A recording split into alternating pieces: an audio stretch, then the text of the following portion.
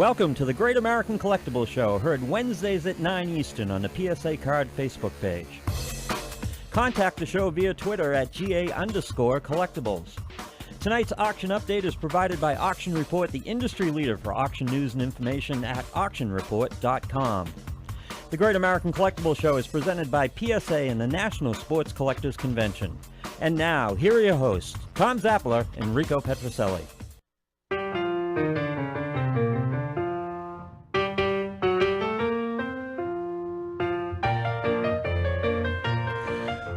Lewis. Hello. This is an interesting evening tonight.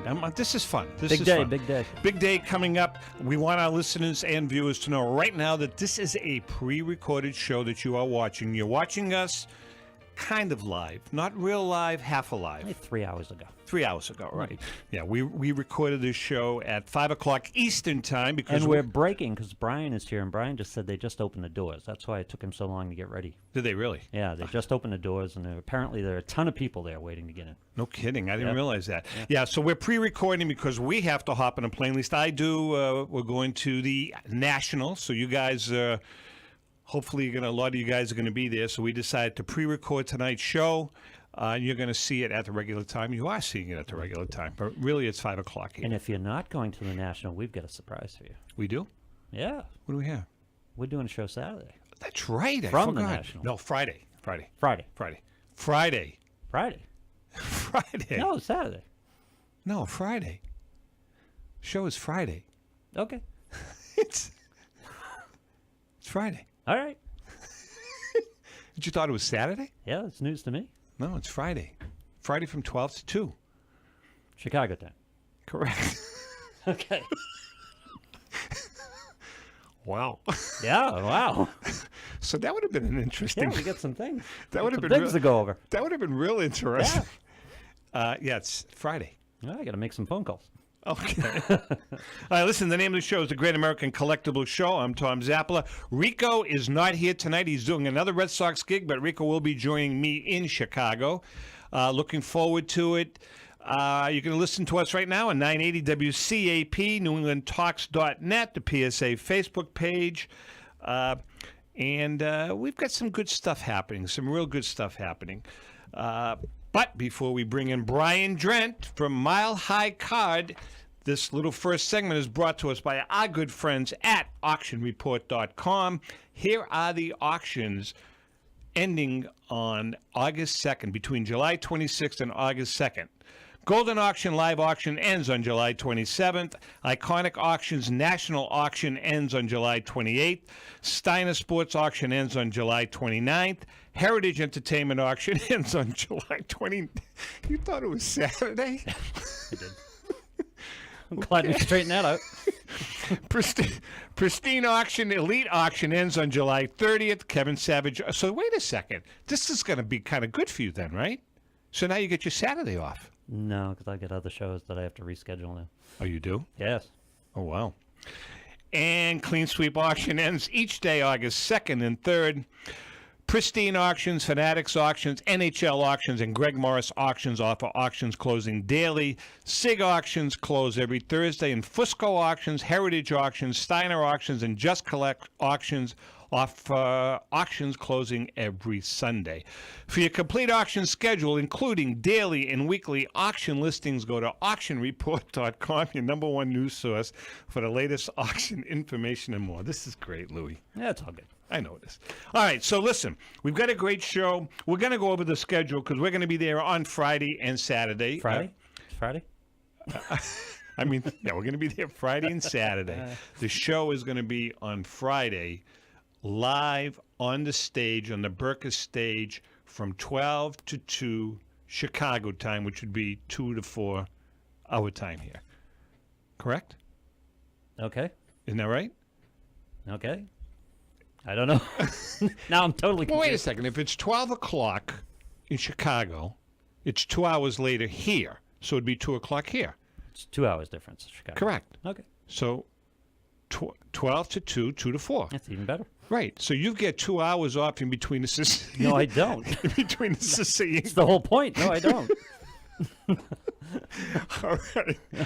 You gonna be able to swing it? Oh, sure. All right. Let's bring in our guest if he's here. I know it's a little mob scene. Radio show. Brian, right now, my so you man. got to help everybody. You're in charge of everything. Brian, can I be in charge? No, Ben Gathaway gets to be in charge here, but you're in charge of the show. How are you guys? Brian Drent from Mile High Card Company. I got to ask you right out of the gate, is it a little crazy there already? Yeah, it's absolutely crazy. It just opened to the public literally about 3 minutes ago, and our booth is kind of overwhelmed already. So, well, that's a good thing. That's a good thing. We are chatting with Brian Drent from Mile High Card Company right from the convention. And we're going to have in the second hour for a couple of minutes, we're bringing in Brent Higgins from PWCC Auctions. Second part of the hour. That's the We second. got really got our act together. No, man. And Chicago's 1 hour behind, by the way. Oh, it is one? Yeah. Oh, that's good. Wait a minute, Brian, is it 1 or 2 hours? it's just one. Oh, so that's When I'm in Denver, it's two. all right. So that's good. That helps us then, doesn't it? No. Not at all. Not at all. Well, you know something, Brian. While we had you on hold, Lou and I were just communicating. Lou thought that the show that we're doing live from there. Yeah, let's not confuse the audience. I know, really. I was the only one who was but confused. it is going to be Yeah. on Friday. Friday, All right, yes. Brian, we got a lot to talk about. So I thought it was Friday also. Don't worry about it. No, I thought it was Saturday. Lou Everyone thought it else was knows Saturday. it's Friday. It but is yeah, Friday. I thought it was Saturday. Yeah, Lou thought it was Saturday. Yeah. Because Lou has a date on Friday afternoon that he's going to cancel now. Not anymore. No. All right, listen, so we've got Brian on the phone with us. Brian, first of all, thanks so much for coming on board. I know it's crazy there, but we want to give you a little shout-out. And, Thank you. Thanks for having me. all right, so listen, you're in the midst of two unbelievable news stories. Let's talk about the first one, if we can. The story of Beer Box #1 find. Can you just kind of take us through what happened? And I know you touched upon it the last time, but kind of take us through what happened and what the results of that find were. Sure. I'd love to. I'll break it down exactly kind of how it happened. I was on the phone just the normal day of an auctioneer. Yeah. And I was working with a consignor, and we were discussing some items that he had and kind of what I thought they might sell for and things of that nature. And Mitch Rosenberg, who's our head writer, Yep. came into my office, and he really never would come in, without kind of checking to see how things are going. But obviously it was important. He comes in, and I'm on the phone. I kind of shoo him out because I'm talking about something fairly fairly important at the time, and he says, "Hey, you got to take this call."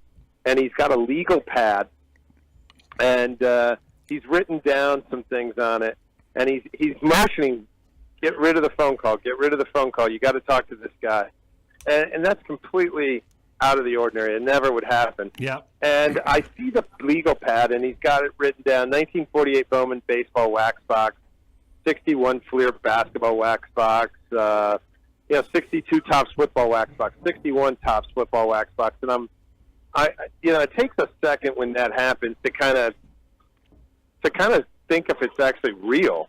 And there's a guy on the phone that says he has these. And so I politely excuse myself from the phone call, tell him I'll call him back. Thankfully, it's a customer that we know pretty well. Yep.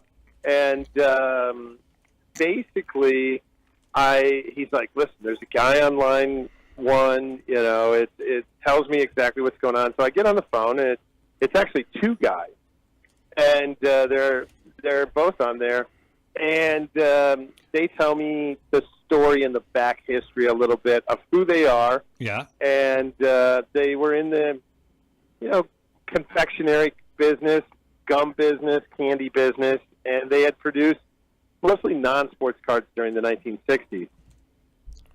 And told me what they had.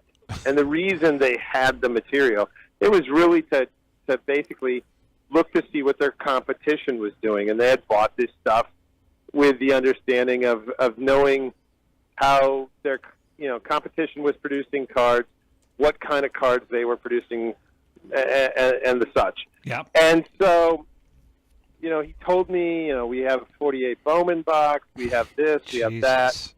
And I'm kind of, for lack of a better term, I'm almost not. I don't want to say I'm not believing it. It's something. Yeah. I'm taking him at his word, but obviously nobody in this business had ever seen anything like that. Right. And he started saying, wait a second, I'll take a picture of it and text it over to you.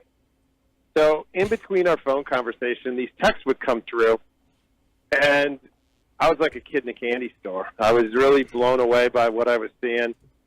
We talked for about 20 to 30 minutes, and at that time, I was telling him the advantages of auctioning things and what we could provide for him and what I, felt about what he had. And he uttered this just out of the blue. He kind of said, well, if I was you, I'd get here.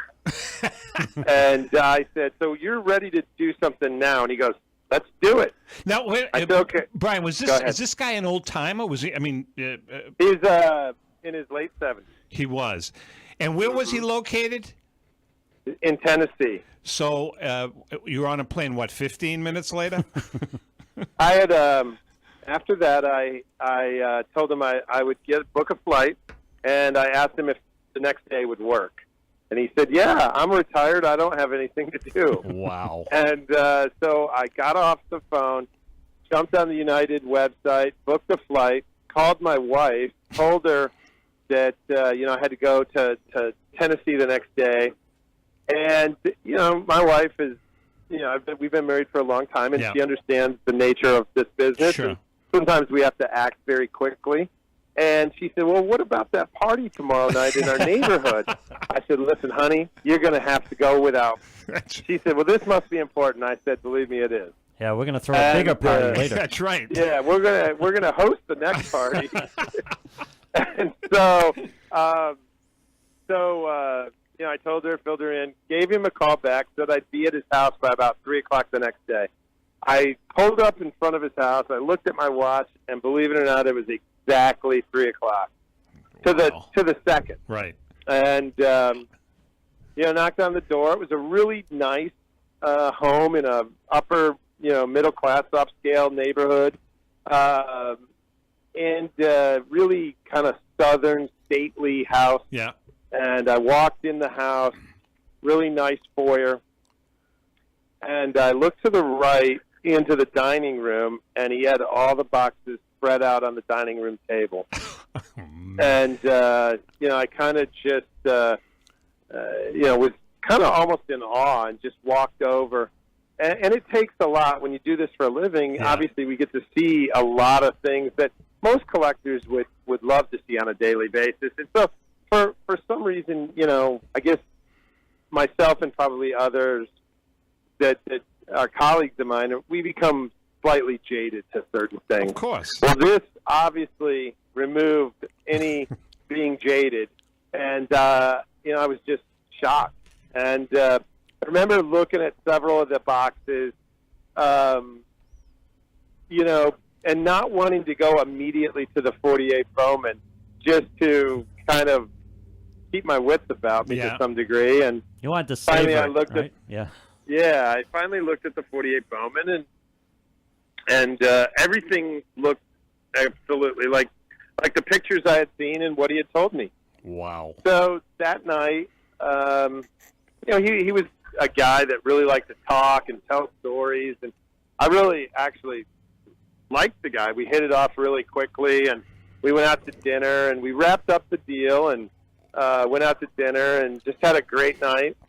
And got home from dinner, and very often when we get a really awesome group of material, cards, whatever it may be, you fly out and pick up a collection, and you spend the night in a hotel and fly home in the morning. Sure. And I never go back and look at the stuff.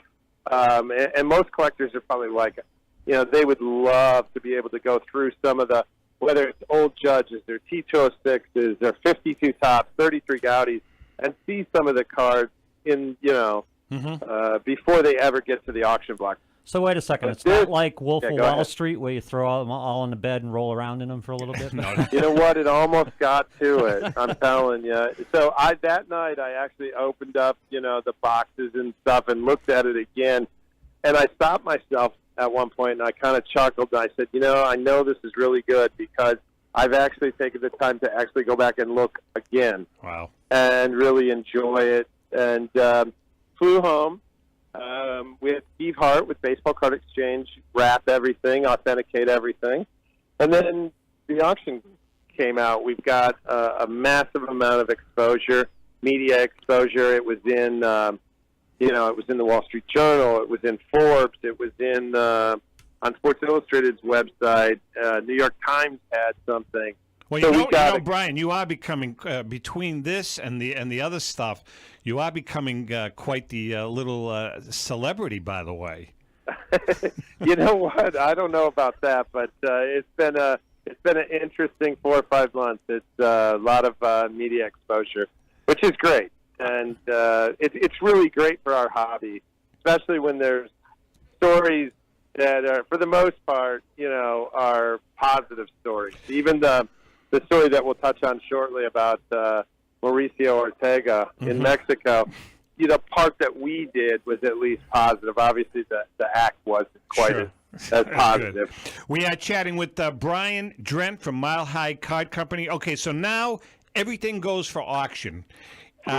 Let's chat about some, let's touch upon just some of the items and what the results of that particular auction were. This is Beer Box 1 auction. Go ahead. So this was the Beer Box 1 auction. That auction night was really interesting just because, we had a lot of anticipation. There was a lot of interest, and we really didn't know what to expect. Oftentimes we know exactly what to expect, but this time we really didn't. And the 48 box, I believe, went for around $521,000. All in, inclusive of the buyer's premium. It's just mind-boggling. It really is. It's just mind-boggling. And that was 19 out of 24 packs. It wasn't even a full box. Wow. But that's what happens when there was no known examples of a single pack. Barely a wrapper had been known to exist. And so that was phenomenal. Brian, did you expect, for that particular box, is that what you were expecting, or was it more than you were expecting? Tom, I'll tell you, I didn't know what quite to expect. I mean, in the pre-auction advertising, a lot of people tried to pin me down and ask me what I thought things were going to sell for. And there was something floating out there that it was going to do $1 million. And quite honestly, you had mentioned earlier about our recent media exposure. I was somewhat taken out of context, and it became that the deal was worth $1 million. I actually never had even said that. But anyways, it was more than I had expected. And most things had sold for more than I expected. The 61 Topps football box sold for like $118,000. I couldn't even begin to tell you. I had a number in my head that box would sell for. That was far less. The 62 football box, I think, was 20 out of 24 packs and did $45,000. The 61 Fleer basketball wax box did $108,000. So I thought it was quite honestly, a smashing success. And I think a good deal of it was attributable just because of the find and where it came from, that it all came together. And it was, for lack of a better word, it was almost a perfect storm. All right, I've got to ask you at this point. Yeah, of course. It's you buying this box, right? Mm-hmm. You've purchased the box. You've pointed up the $500,000 and purchased the box. Do you open the packs? That's a good question. Lou, that's a really good question. Yeah. No, I don't. First of all, I don't have the money to spend $500,000 on a box and sit and open the packs. Yeah. Thankfully, others do. I wouldn't have. One pack actually had popped open and was not sealed. And in that one pack, there were 2 Phil Rizzuto rookies, a Warren Spahn rookie, and then 2 commons, Walker Cooper, I believe. And so I saw those cards, and I had a little bit of a head start in front of people that, didn't know that. But each one of the 5 cards was actually very, very, very well-centered. And so that was a great sign. I didn't know, and I don't think anyone knew, the 48 Bowman set actually has 2 series, 1 through 36, and then 36 through 48, or 37 through 48. Mm-hmm. And I knew you got 5 cards in a pack, 3 large sticks or almost slabs of gum. And I didn't know what the sequence was. I didn't know if it contained cards from the 37 through 48. Right. So sitting there trying to figure out what you would or what you wouldn't do in terms of opening them. What are the odds, right? Where's the home run card, and what are the odds there's one in there? Well, Orlando told me the story once about, I think it was at the National, Brian. You may remember this. Some guy had a 52 unopened Topps pack, and he insisted on opening it at the PSA booth. And am I getting the story correct? I've heard the story. Yeah. And Joe actually tried to talk him out of it, and the guy said, "No, we're going to do it." And they had, the crowd was around them. They were all commons. I mean, it was just, So you got to be careful. We are chatting with Brian Drent from Mile High Card Company. We're going to take a quick break. When we come back, there's another story. It's called the Beer Box 2 Find. Hang in there. We'll be right back.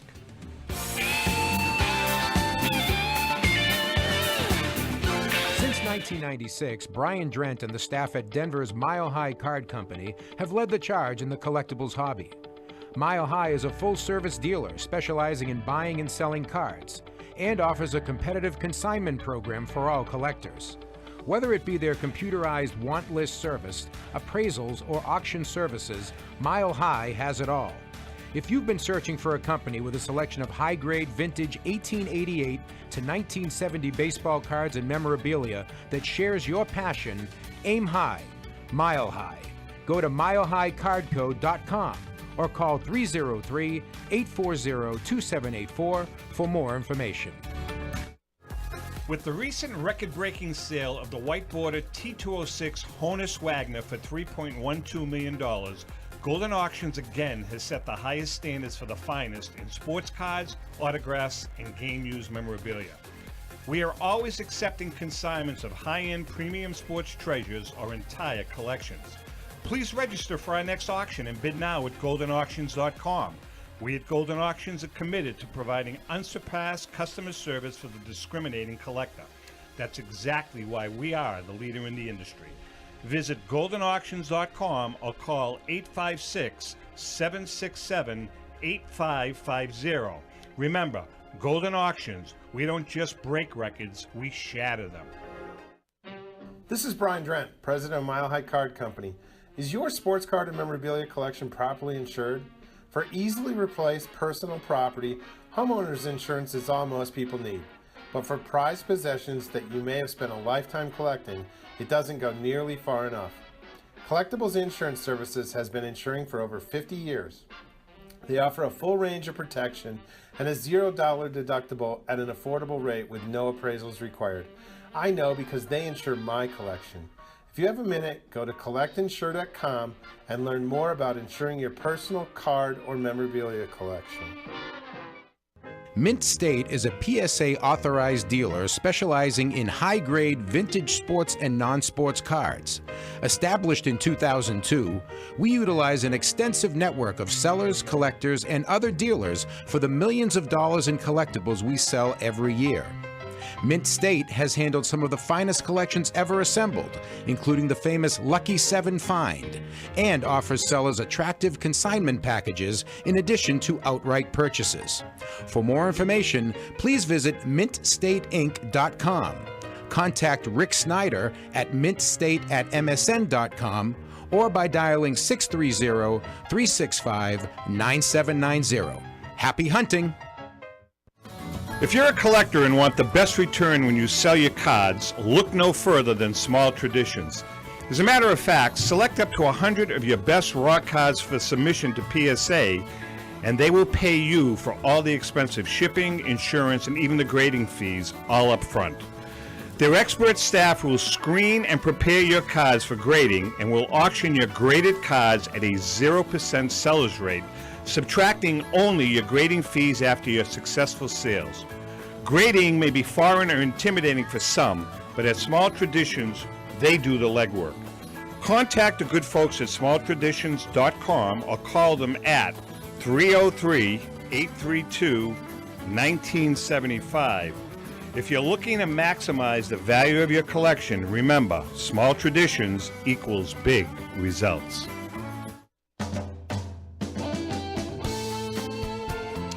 Okay, we are back, and we are chatting with our pal Brian Drent from Mile High Card Company. But is Brian there? Brian, you there? I'm here. Ryan, before we get back to chatting with Brian, we have to talk about our friends at eBay. A little eBay music, Louie Boy. Oh, not bad, not bad. I want to talk to you about our good music. I want to talk about our good friends at eBay. If you're looking for autographed memorabilia, hard to find collectibles from your favorite team with that officially licensed Red Sox or Diamondbacks hat, jump on eBay right after the show. Can you do it in a Bronx accent like Rico? No, Okay. no. Here are a couple of examples right now of great stuff that you can find on eBay. Brooklyn, sorry. No. I don't want to get anybody upset in the Bronx. You can bid on a Joe Jackson PSA Authentic Rookie Card, a 1909 E90-1 Rookie American Caramel. Right now, it's just at a little over $100. It's not bad. Here's a Yaz Rookie Topps Rookie Card, PSA 10 from 1961. Right now, the price is $3,400. And how about this affordable deal that you can beat? This is if you're cheap, if you're broke. Here's a good one. A Hall of Fame multi-signed ball, PSA DNA authenticated, signed by Jackie Robinson, Zach Wheat, and Dizzy Dean. That's kind of a combination. It's at about $1,000. They have zillions of cards for less than $20. T206 cards for under $20 you can buy on eBay. Sounds like the members of a boy band. They're a little distressed, though. You buy a T206 for $20 on eBay, it's going to be a little distressed. But it's great for the novice buyer or the guy that's on a budget. eBay has 162 million users and 250,000 people per day go to the site. So remember, if you want the very best in sports collectibles, you can find it on eBay. Okay, let's get back to our pal Brian. So, Beer Box 1, great auction earlier in the spring. So now, Brian, there's a second chapter, a final chapter. It's called the Beer Box 2 Find. And you have an auction coming up, when, in September? We do in September, and I'm going to correct you, Tom. I hope it's not the last chapter, but I don't know it to be one way or the other. So what happened, like I told you, my consigner's in his late 70s, and he had found this stuff up in the attic at his aunt's house. And they were actually his, but he had stored it over at the aunt. Anyways, he had found the first round, and knowing that the material was in Tennessee, it's obviously hot in the attic, it's incredibly dusty, and, he didn't spend a lot of time up there searching. So after the first auction, and the $900 and really? some odd $1,000. Wait a second. Hold on. He just cashed in for $500,000 and he didn't go immediately up to the attic and start searching again? I would have started taking walls down. I would have too. So he finally got up in the attic after some, believe it or not, some coaxing from me, and then he finds. I'd be searching my neighbor's attic. Exactly. I'd search the whole block. But he finds Beer Box Find number 2. I get a phone call, and keep in mind, he doesn't know the hobby. Right. So he sends me pictures of certain things, and I identify what they are. And one of the first items he sent was a 65 Topps football wax box with Joe Namath rookies in. Oh, God. Well, a pack of those, they're known to exist, but they're exceptionally rare. And obviously, in the recent past, we've had an explosion in prices in high-end rookie cards and, in PSA 8, 9, and 10. Yep. And so what happened is, a card that Joe Namath rookie used to go for $2,500, they become $25,000. over a period of time. And unopened packs of that product, like I said, are extremely rare, but there had never been a wax box. When I saw that, I got on the phone with him, called him. I'm coming back. Yeah, and he then told me, I actually have 2 boxes of those. Oh, God. Oh, my God. I know. And so I made very quick arrangements to get back. In the meantime, in the day or two Honey? that it took me to get out there. Oh, hold on. Yeah, Question, exactly. Brian. How much time transpired between the end of the auction for Beer Box 1 to when he contacted you again? Longer than you'd think. Probably 3 or 4 weeks. had lapsed. Wow. And there was unfortunately some unfortunate circumstances. His, I believe, adult son had some major medical issues. Okay. And so his focus was obviously on that. And then unfortunately, and I don't want to overstep my, boundaries of telling his thing, what happened, but he had a business that was a cotton gin business. And it got hit by a tornado, of all things. Wow. And so he had done Eli a Whitney. great... Yeah, exactly. So he unfortunately had to deal with his business investments and then obviously the health of his son. So that's why he didn't immediately go back up to the attic. So when he got some time, he went back up there and his wife helped him. And that's when I started getting the pictures again. And like I said, we had developed a pretty close relationship for as quick as, for as short a time as we had known each other. And he was very, very happy with Beer Box Find 1. Matter of factly, sent us out some barbecued ribs from the restaurant that he and I went to that first night because I enjoyed it so much. Yeah. And so, it was for my staff, and we had a great time one night with that. But anyways, I flew back out, and this time there was more. About 30 to 40 boxes. Oh, a lot of it was God. non-sports. Yeah. But in the sports realm, there was a 60 Leaf box, which contains the marbles. God. A 71 Topps First Series wax box, which is extremely rare because usually you encounter third or fourth or even the fifth series of 71. Yeah. The 265 football boxes, a 1962 baseball Bucks wax box, Jesus. and then a 264 Topps football wax boxes, and a 64 Topps tattoos wax box, as well as numerous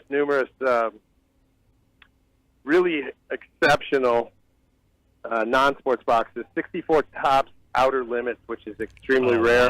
Wow. As well as the 64 Topps test issue of the Beatles plaque, 65 Topps Gilligan Island. And then to circle back in the sports realm, there was an incredibly rare, one-of-a-kind, 68 Topps test basketball unopened pack, which had never been seen. So I think, again, we got everything, flew back. I then turned around and flew to Chicago and brought this stuff to Steve Hart at Baseball Card Exchange for authentication and to get everything wrapped. And, I was talking with Steve, and he's, kind of bantering back between the two of us. And I asked him, what do you think the 65 Topps football wax boxes are worth? And he, without batting an eye, he said they're going to sell for $350,000 to $500,000 a box. Wow. That's And there's 2 of those. Now, are they on display there at the show? Yeah, they're right at our booth. We're at booth 1136 and 1138. And when we first got on the show, the show had just opened, and it was like our booth was literally overrun at the first part because of shows like yourself and some advertising and some media.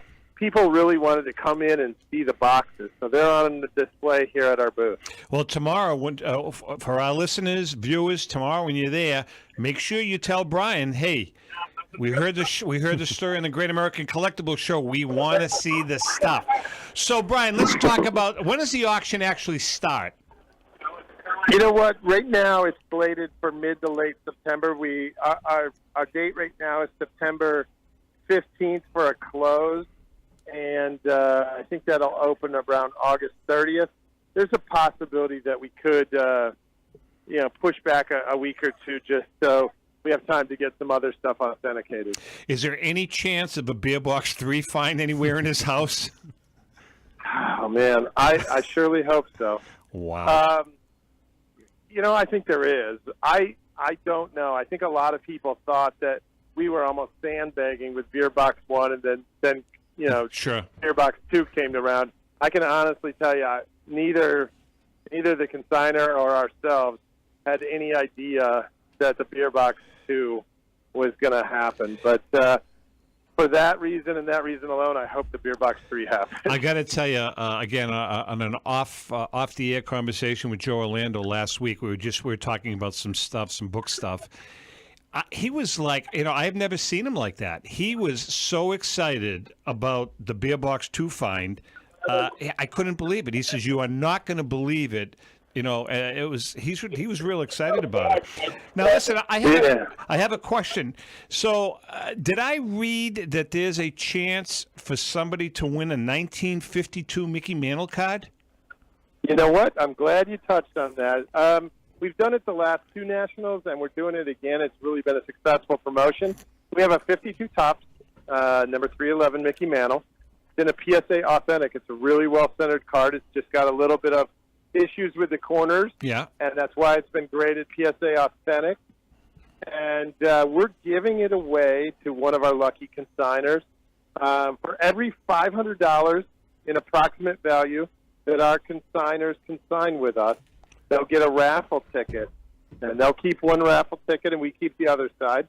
And on Sunday at 3 o'clock on Facebook Live, we're going to select our winner of our raffle for the 52 Topps Mantle, and it'll be fantastic to give that away. What a great idea. Great idea. We are chatting with Brian Drent from Mile High Card Company. Hey, speaking of Topps, Louis, why don't you tell our listeners about our good friends at Topps? Topps Allen and Ginter Baseball came out on July 19th with autographs from the top baseball stars as well as world champions, including boxing champ Floyd Mayweather.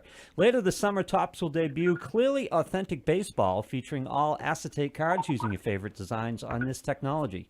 Topps Chrome Baseball is sure to be a big hit as collectors can find autographed cards and rare, low-numbered refractors of all the hottest rookies, including Aaron Judge, Clay Bellinger, and Andrew Benintendi. Don't forget to check out Topps.com to see the newest Topps Now moments. Again, we're chatting with Brian Drent, our pal from Mile High Card Company. It's been an interesting spring and summer for Brian and the great folks at Mile High Card. Yeah, can I get a question? Sure, go ahead. Brian, we've been hearing all summer long or since we've been doing this show about these fines and all the stories about the fines. How many times do you get phone calls where somebody thinks they have something and you just find out, no, you really don't? Lou, we definitely get that. More often than not, collectors in general, with the advent of the internet, with PSA, with all the information that's at your fingertips, people rarely come uneducated. They know what they have to the point where they actually think they have something better than what they do more often than not. So often when we get the phone call that they think they have something absolutely fantastic, it'll be something where the condition isn't quite what it would have needed to be to really be worth a ton of money. So it definitely happens. It hasn't happened quite like these two. Let me tell you a little personal story. Since I've been doing the show, I think it was kind of interesting. I'm up in New England, so I'm hitting little shops and all the time, antiques and all that kind of thing. And there was a framed shot of, I think there were 8 Hall of Famers. Baseball Hall of Famers, all autographed. and the little tag on the thing said this is not certified, so the price is $250. You get it certified, it's probably worth $2 or $3 grand. And I'm wondering how would you go about checking that? I mean, can you take a photo and get a preliminary type of read on whether they think the autographs are legitimate or not? Yeah, I know PSA as well as JSA will give quick opinions off of a photo. It's called a quick opinion. Yeah. Yep. So that's the first way I'd go about it. Were they current Hall of Famers or old timers? Willie Mays and really, I think Yaz was on there, and modern era Hall of Famers. Yeah, 60s plus. Yeah, interesting. Yeah. All right, listen, we're going to take a quick break. When we come back, we're going to chat with Brent Higgins for a few minutes from PWCC. Then we're going to come back and talk to Brian a little more. We've got, this is New England Patriot territory, Brian. New England Patriot territory. Damn right it is. And we want to talk about the Mauricio Ortega caper. Hang in there. We'll be right back.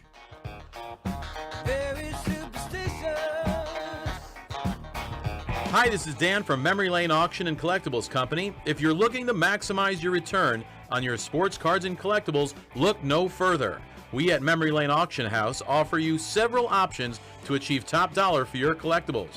Whether you're looking to auction or sell privately, we're the #1 choice with over 17 years in the hobby. Nobody will work harder to achieve your goals. Just call us today at 877-606-5263. That's 877-606-LANE. Or visit us on the web at www.memorylaneinc.com. Go with the best. Go with Memory Lane. Let's go. Batter up. Hi, everyone. This is Rico Petrucelli. JustCollect.com, a leader in the vintage sports card industry, is giving free appraisals on your vintage cards. They'll evaluate your collection for free and let you know the value of it at no cost and no obligation. If you're ready to sell, JustCollect.com will offer you industry-leading prices to buy your card collection. To begin your free baseball card appraisal, visit JustCollect.com or call them at 732-828-2261. That's JustCollect.com for your free vintage card appraisals and top buy prices for your cards. Check out JustCollect.com today. How would you like to own the bat that was used by your favorite player when he hit that towering home run or game-winning base hit? Now look no further than JT Sports, specializing in the sale and authentication of professional game-used bats. As the official authenticators of professional model game-used bats for PSA DNA, JT Sports will guarantee the authenticity of any bat purchased from them. JT Sports also buys and sells game-worn uniforms, gloves, and baseball equipment. The unique quality of the collectible is what JT Sports is all about. Give them a call at 609-487-8003 or check them out at GameUseBats.com.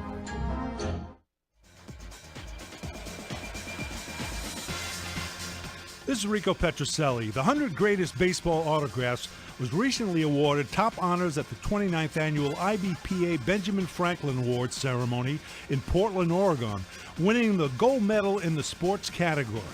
The book, released in 2016 nationally to excellent reviews, showcases the most desirable signatures in the history of our national pastime while detailing the professional and personal story of the men who signed their names on the sweet spot. The 100 Greatest Baseball Autographs also includes individual autograph analysis by PSA DNA authentication services experts to educate the reader. If you want a very special discounted price on this award-winning beautiful book, go to www.greatestbaseballautographs.com to get your special signed copy. The 100 Greatest Baseball Autographs, winners of the Ben Franklin Gold Medal. Get your copy today.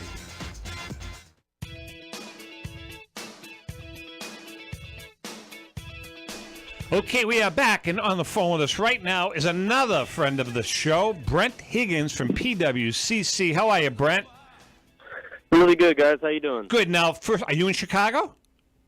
I am in Chicago, on the floor. You're on the floor. You have the world's greatest cell phone. He does, man. That sounds What the awesome. hell are you using? That's great. Jesus. Probably because we're like 6 feet apart from one another and don't know it. All right, so first of all, let's. I know the doors opened up about 45 minutes ago. What is your booth number?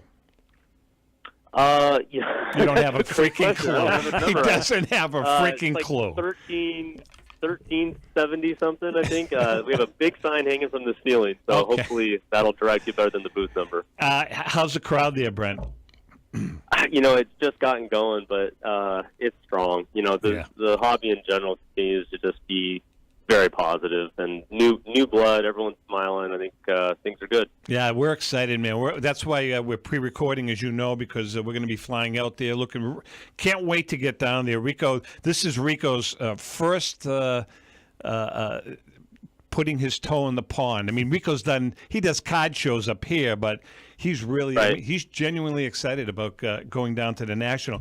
All right, so Brent, we're asking you to come on today because, there's big budget investors and there's medium budget investors and there's the small guy.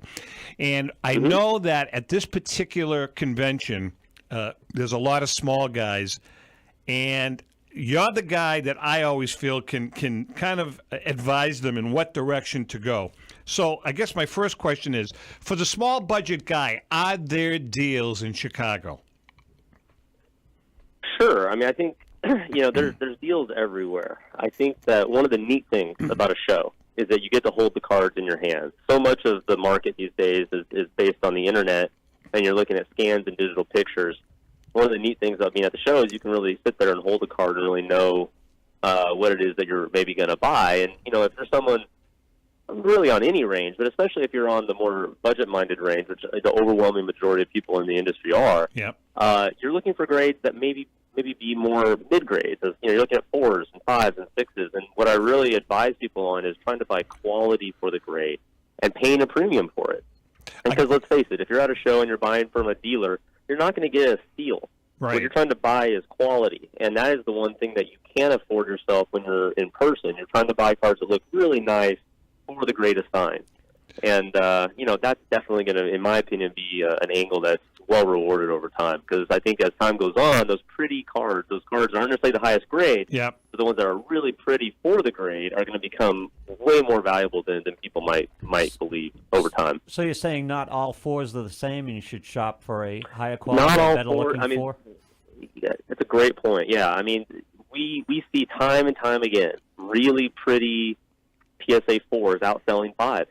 Sometimes we'll get really pretty 4s that will sell for a 6 price because most 6s, have flaws that, hurt the eye appeal, but a really well-centered clean 4 with a flaw that maybe you don't see that readily, yeah, that card's worth a heck of a lot more than your average 4.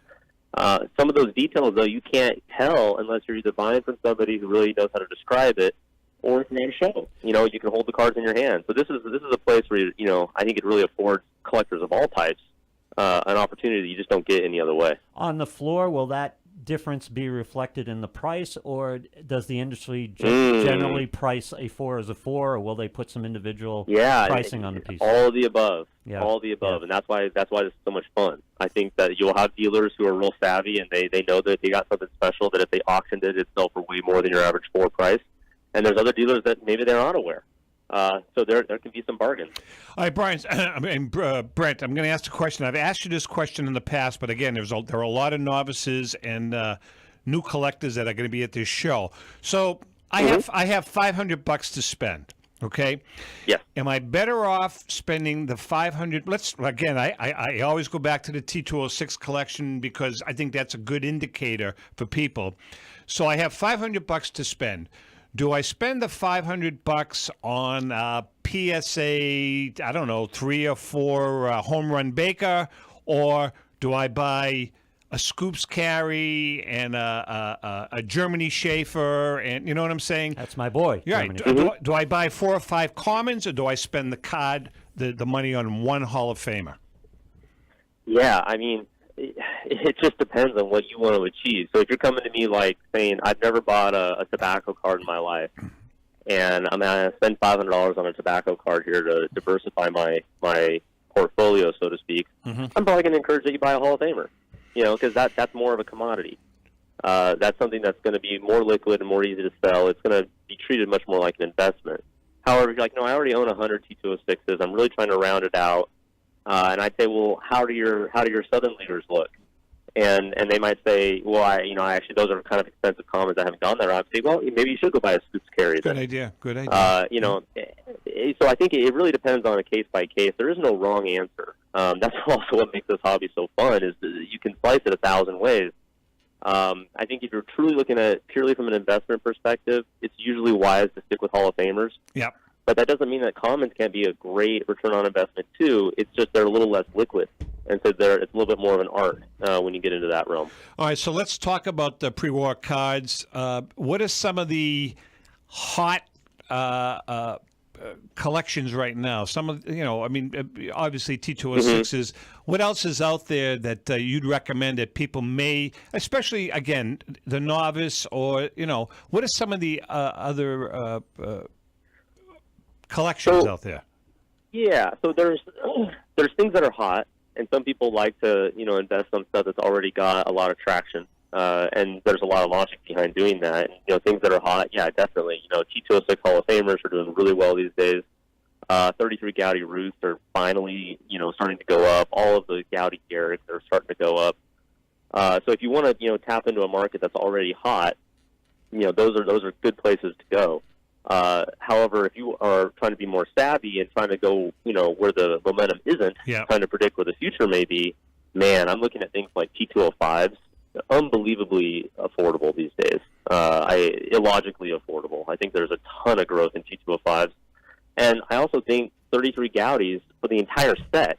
Now, if you take out Ruth and Gehrig, the rest of the set to me is very undervalued and has not hit a hard spike in terms of pricing for a very long time. And it's ripe for just a couple guys to come in and want to pursue that set, and the prices will go up dramatically very fast. And I'd be focusing on the high grades, the low pop grades, and like 8s and whatnot. For T205s, I think it's anything above a 6, including 6s. They're very hard to get in grades like that because that gold border just is very fragile. Yeah, chips. And they're all way too cheap in my opinion. Yeah, they're way too cheap. Really interesting. What about like Old Judge, Allen and Ginter's? I mean, those are again, those never kind of lose their value. Those are always escalating. Yeah, I think that you're looking for mainstream. I think that when you're doing an investment, mainstream is a prerequisite. And so the Old Judges they're a complicated beast because that set is so big and it has so many variants, and the production quality was so varying across the board. That is really a hardcore collector set. Within it, there are commodities. There are major Hall of Famers. In fact, some of the more well-known Hall of Famers from the T206 set have their rookie cards in the 1887 Old Judge cards, and that's pretty cool. But for the most part, that is just a very complicated set for a very advanced collector investor, in my opinion. The Allen and Ginters, they're much more mainstream. Yeah. Much more predictable. Far fewer cards you have to wrap your brain around.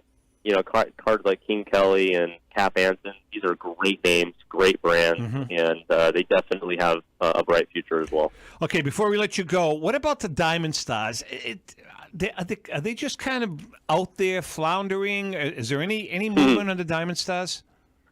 The Diamond Stars have gone the way of the Gowdies, and I can't wrap my brain around it. It truly doesn't make sense to me. I think that they inherently are never going to be as valuable as Gowdies. Gowdies are just a little bit prettier.